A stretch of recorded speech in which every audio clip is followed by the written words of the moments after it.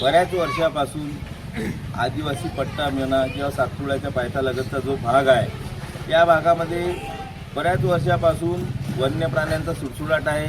बरेच शेतकऱ्यांची पिकं उद्ध्वस्त केले आणि याच्यात आर्थिक मालमत्तेचं कोट्यावधी नुकसानी शेतकऱ्यांचं झालं.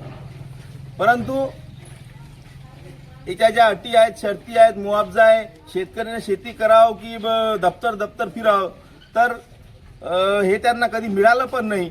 खूप कमी केसेस असतील की ज्यात काही झालं.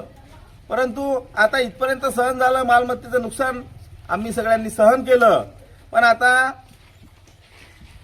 जे शिकारी प्रवृत्तीचे प्राणी आहेत हे नागरी वस्त्यामध्ये येऊन धुमाकूळ घालत आहेत, हे मानव प्रजातीवर हमला करत आहेत.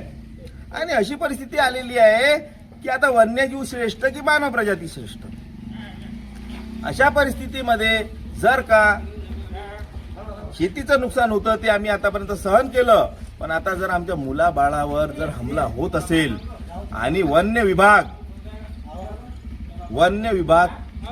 जर दुर्लक्षित करत असेल, कामामध्ये कुसूर करत असेल, आपल्या कर्तव्य पार पाडत नसेल, तर आम्हाला काहीतरी गंभीर निर्णय घेण्याची आता सर्वांना वेळ आलेली आहे. त्याच्याकरिता आमच्या सभा सुरू आहेत.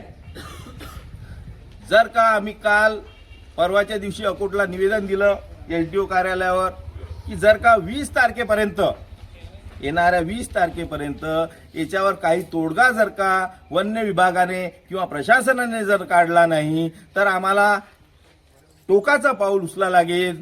ज्यामध्ये एकीकडे ग्रामीणमध्ये लोकांवर हमले होत आहे वन्य प्राण्याचे, आणि हमले होत असताना सगळी दहशत पसरलेली असताना जर का प्रशासन आणि शहरी लोक आनंद उत्सव म्हणून नरनाळा महोत्सव जर साजरा करत असतील तर ही बाब पचवून घेणे इतकी सोपी नाही. वन्य विभागाने आपल्या पहिल्या कर्तव्य पार पाडावे.